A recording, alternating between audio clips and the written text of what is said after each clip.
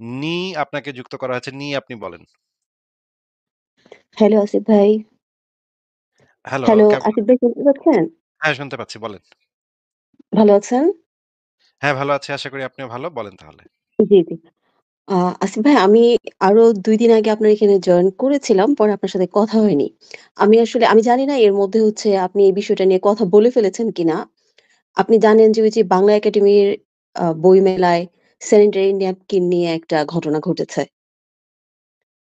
আ হ্যাঁ, আমি জানি কিন্তু আমি আসলে কিছু ওই সময়টা আমি ছিলাম না, অনলাইনে ছিলাম না। আমি জানি সবই শুনেছি আচ্ছা, কিন্তু এগুলো তো একটার পর একটা ঘটেই যাচ্ছে। এখন কোনটা ছেড়ে যে জি। কোনটা নিয়ে কি বলবো বলেন। জি। আচ্ছা আসিফ ভাই, আমি এটার সাথে হচ্ছে গিয়ে একটু মানে আপনার মতামতও জানতে চাচ্ছি, আরেকটু মানে কানেক্ট করতে চাচ্ছি। ধরেন পুরুষদের জন্য তো রাসূল সাল্লাল্লাহু আলাইহি সাল্লাম যা করেছেন সেসব পালন করা সুন্নত।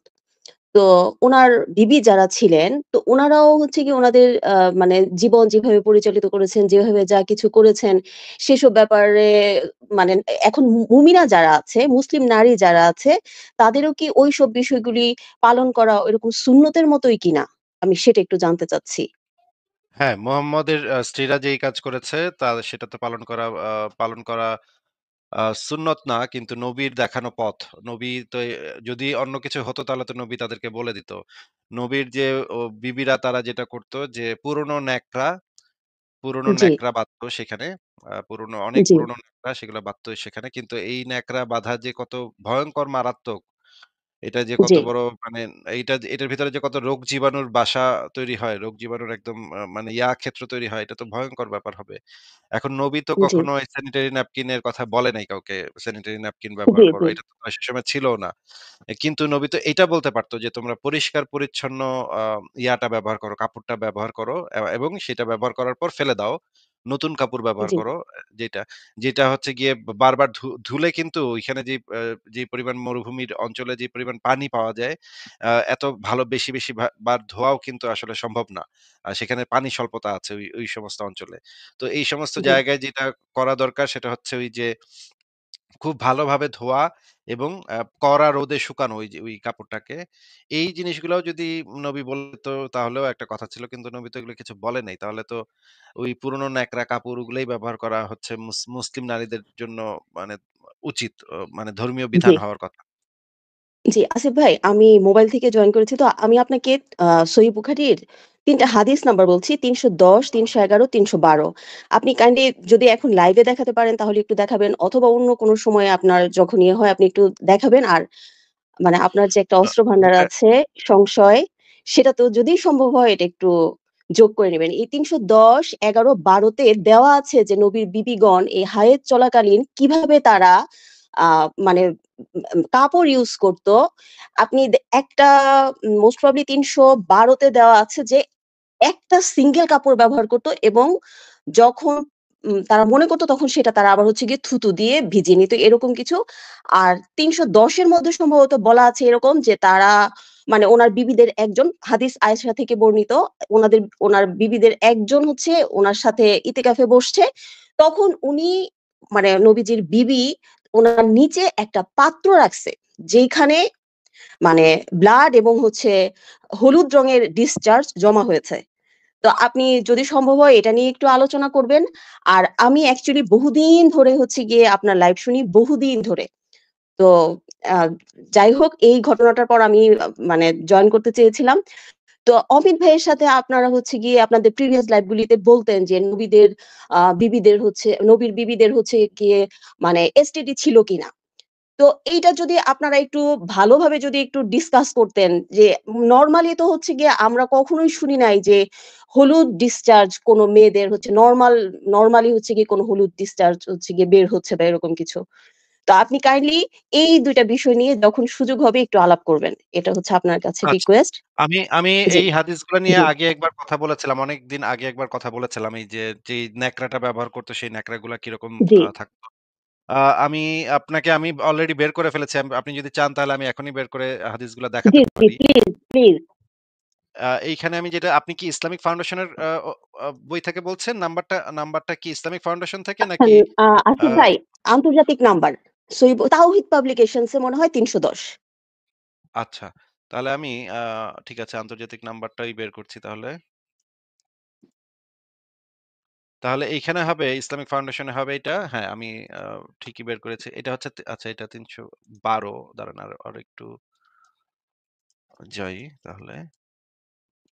হ্যাঁ, এইটা ৩১০ এখানে দেখা যাচ্ছে এই হাদিসটাতে দেখা যাচ্ছে বুখারী শরীফের আ আন্তর্জাতিক নাম্বার হচ্ছে ৩১০। আয়েশা থেকে বর্ণিত তিনি বলেন রাসূলুল্লাহ সাল্লাল্লাহু আলাইহি ওয়াসাল্লামের সাথে তার কোন একজন স্ত্রী ইতিকাফ করেছিলেন। তিনি রক্ত হলদে পানি বের হতে দেখতেন এবং তার নিচে একটি পাত্র বসিয়ে রাখতেন এবং সে অবস্থায় সালাত আদায় করতেন। মানে এটা তো খুবই ডিসগাস্টিং ব্যাপার যে আ একটা পাত্র দিয়ে রক্ত এবং হলুদ পানি আম আ বের হতে দেখতেন এবং নিচে একটা পাত্র দিয়ে এটা নিতেন। এটা হচ্ছে বুখারী শরীফের ৩১০। জি। এর পরের হাদিসটা আমরা দেখি। ৩১১ টাও জি। হ্যাঁ, ৩১১ টাও দেখি। এখানে বলছে যে উম্মুল মুমিনিনদের একজন ইস্তিহাজা অবস্থায় ইতিকাফ করেছিলেন। আচ্ছা, এর পরেরটাও তাহলে দেখি। এই কয়েকটা হাদিসেই অনেক মানে খুব ভয়ংকর, ভয়ংকর জিনিস আছে। এটাতে বলা আছে আয়েশা থেকে বর্ণিত তিনি বলেন, "আমাদের কারো একটির বেশি কাপড় ছিল না। তিনি হায়েজ অবস্থাতেও ওই কাপড়খানাই ব্যবহার করতেন। তাতে রক্ত থুতু দিয়ে ভিজিয়ে নখ দিয়ে রগড়িয়ে নিতেন।" মানে আ বা মানে জি, প্যাডে মানে ওই যে তেনাতে ওই ন্যাকড়াতে যেই মানে পিরিয়ডের রক্তটা বের হতো, সেই রক্তটা সে আবার আয়েশা আবার থুতু দিয়ে ভিজিয়ে নখ দিয়ে ঘষে, ঘষে উঠাইতো। উঠায় তারপর আবার ওইটাই পড়তো।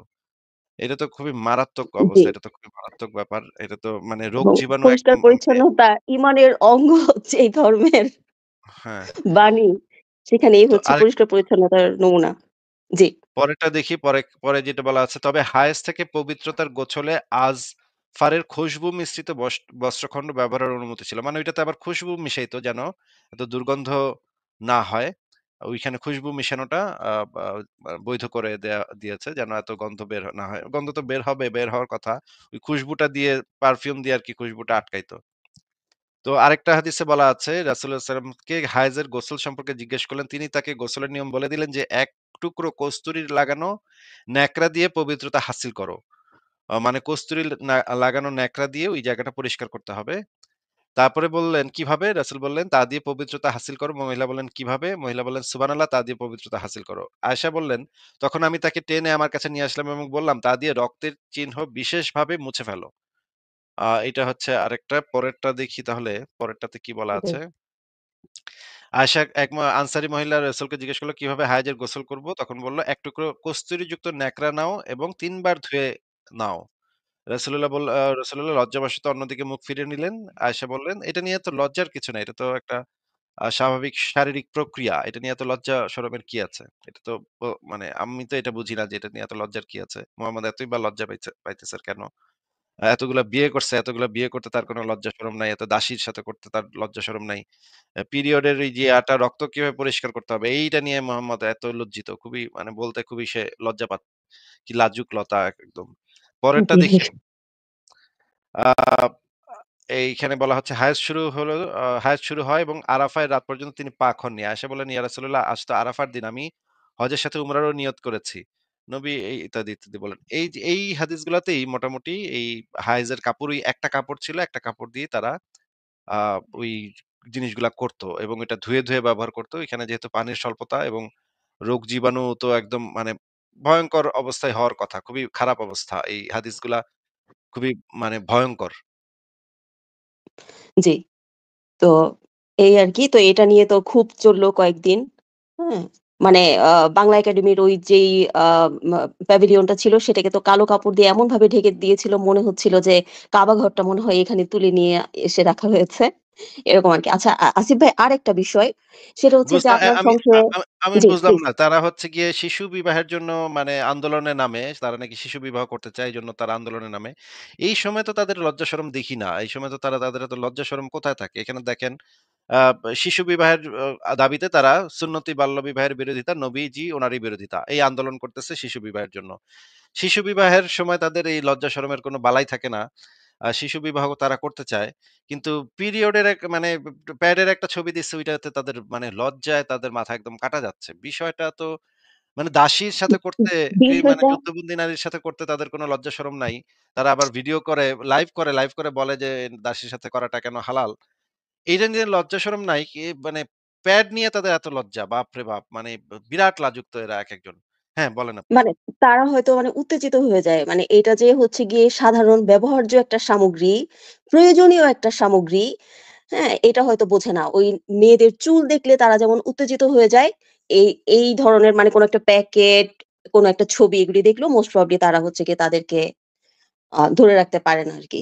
সেজন্যই হ্যাঁ, তারা মানে জি, এবং তারা বলে মেয়েদের আন্ডারগার্মেন্টস এরও নাকি পর্দা লাগবে। মানে মেয়েদের জামা-কাপড় শুকাইতে জি, জি। দিলেও নাকি ওটারও পর্দা লাগবে। তাইলে জি, জি, ওইটার উপর কি আলহামদুলিল্লাহ। লাগবে? আসিফ বাপরে ভাই, বাপ! অলরেডি একটা বই পাবলিশ করা হয়েছে যে মানে পর্দা কিভাবে করতে হবে এবং সেই পর্দা যে বারান্দায় নারীরা যখন কাপড় শুকাতে দিবে তখন সেই কাপড়ের কিভাবে পর্দা করতে হবে এইসব নিয়ম কানুন নিয়েও অলরেডি বই প্রকাশ করা হয়ে গেছে। কিন্তু ওই ছাদে তো পর্দাটা দেখে যদি কেউ উত্তেজিত হয়ে যায় মনে করেন আ পর্দা আ টা দেখে যদি কেউ উত্তেজিত হয় হ্যাঁ, তখন তো হ্যাঁ। ওইটারও যে একটা পর্দা লাগবে। পর্দার অভ্যন্তরে কি আছে এটা কল্পনা করেই তারা উত্তেজিত হয়ে যাবে। ইস! কি একটা অবস্থা। হ্যাঁ, বলেন খুবই এটা ভয়ংকর অবস্থা আসিফ ভাই, এটা আর আর ভাষায় প্রকাশ করার মতো না। আর কি আমি আরেকটা কি যেন বলতে আরেকটা চাচ্ছিলেন সেটা বলেন। জি, জি। আরেকটা বিষয় হচ্ছে গিয়ে যে আপনি সংশয় হচ্ছে যে নবী মোহাম্মদ কি সর্বকালের সর্বশ্রেষ্ঠ মানুষ ছিলেন? এই যে আপনার যে আর্টিকেলটা আছে, এখানে আপনি অনেক, অনেক পয়েন্ট হচ্ছে গিয়ে দিয়েছেন। আমি আপনাকে অনুরোধ করব ওখানে আরেকটা পয়েন্ট দেওয়ার জন্য। সেটা হচ্ছে যে সূরা আলে ইমরানের আমি একটু কনফিউজড ১৭১ অথবা ১৭৬ নম্বর একটা আয়াত আছে যেখানে হচ্ছে যে বদর যুদ্ধের পর গনিমতের মালগুলো যখন এনে রাখা হলো, ওখান থেকে একটা লাল চাদর চুরি হয়ে গেল। এবং সাহাবীরা বলছিল যে এই আ লাল ভেলভেটের চাদরটা মোস্ট প্রবাবলি রাসূল নিয়েছেন। তখন আল্লাহ পাক হচ্ছে গিয়ে এই আয়াতটা নাজিল করছেন যে তোমরা হচ্ছে গিয়ে নবীকে এটা হচ্ছে গিয়ে বলতে পারো না যে মালে গনিমত থেকে হচ্ছে গিয়ে সে এরকম মানে নবীজি নেয় নাই এটা আল্লাহ পাক হচ্ছে গিয়ে সরাসরি বলে নাই। কিন্তু উনার সাহাবীরা উনার উপরে চুরির অপবাদ দিছিল। তো আপনি উনার মাশাআল্লাহ অনেক গুণাবলী ওখানে দিয়ে রাখছেন। এই আয়াতটা যদি একটু সংযুক্ত করে দিতেন তাহলে মনে করেন যে উনার সমস্ত গুণাবলী মানে পরিপূর্ণ হয়ে যেত আরকি। মানে আচ্ছা, চুরির আচ্ছা ঠিক অপবাদ আছে। থেকেও থ্যাংক হচ্ছে ইউ। গিয়ে ঠিক আছে, আমি এটা একটু ইয়া করে দেখব। আমি এই জিনিসটা শুনেছিলাম, অনেক আগে শুনেছিলাম একবার একটা চাদরের কথা। জি। হ্যাঁ। এবং কিন্তু আমি আসলে এটা একটু ইম্পোর্টেন্ট হ্যাঁ, এইজন্যে বলছি আসিফ ভাই, সেটা হচ্ছে যে আমরা তো সাধারণত এখন দেখছি যে কেউ মারা গেলে সাদা কাফনের কাপড় হয়। আর কোন কিছুই দেওয়া হয় না। হুম? কিন্তু নবীজি একটা হাদিস আছে, আমি এই মুহূর্তে হাদিস নাম্বারটা হচ্ছে গিয়ে মনে করতে পারব না। সহিহ হাদিস। ওখানে হচ্ছে গিয়ে বলা আছে যে নবীজি যখন মারা গেছেন তখন উনার কবরে ১ম এ একটা লাল ভেলভেটের চাদর বিছানো হয়েছিল এবং তারপর উনাকে হচ্ছে গিয়ে মানে রাখা হয়েছিল। তো মানে এই ২ টার মধ্যেও কোনো কানেকশন আছে কিনা এটাও আপনি যদি কখনো খুঁজে পান, হ্যাঁ? যে আচ্ছা, যেই আচ্ছা তাই তো? চাদরটাও হারিয়ে গেছিল সেটা দিয়ে উনাকে দাফন করা হয়েছিল কিনা? এই ২ টা আচ্ছা বিষয়। ঠিক আছে। খুবই ইম্পোর্টেন্ট একটা জিনিস আপনি যা বলেছেন। আমি এই ২ টাই আমি ইয়া করে দেখব। আ দেখি এই জি, বিষয়ে কি তথ্য প্রমাণ পাওয়া যায়। অনেক ধন্যবাদ আপনাকে। একটা জি চমৎকার আসিফ একটা ভাই, পয়েন্ট আপনি আ দিয়েছেন। হ্যাঁ, আপনি মানে ভালো থাকবেন। আমি আর বেশিক্ষণ থাকবো না। আপনি নিশ্চয়ই ব্যস্ত আছেন এটা তো বুঝি। মাঝে, মাঝে হচ্ছে গিয়ে সিডের ২ একটা ভিডিও একটু দিবেন। আমাদের দেখতে ভালো লাগে। আর তানির আপুর প্রতিও ভালোবাসা রইলো। আর আপনি যা করছেন মানে আমার ভাষায় মানে প্রকাশ করার মতো না যে আপনি যা করছেন সেটা ইন ফিউচার কি হবে, হ্যাঁ? অনেক, অনেক শুভকামনা আপনার জন্য। আপনি ভালো থাকেন। সবাই ভালো থাকেন আপনারা। ভালো আপনিও থাকবেন। ভালো থাকবেন। গুড জি, নাইট আপনাকে। Thank you. জি, বাই, বাই।